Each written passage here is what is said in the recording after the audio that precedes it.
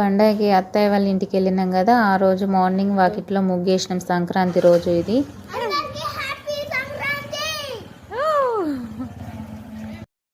పండగ రోజు పొద్దున్నే మా అత్తమ్మ వాళ్ళ తమ్ముడు బర్రెపాలు పంపించాడని మురిసిపోతుంది, పుట్టింటి నుండి సారీ వచ్చిందని. Happy Kanuma to all. Happy Kanuma.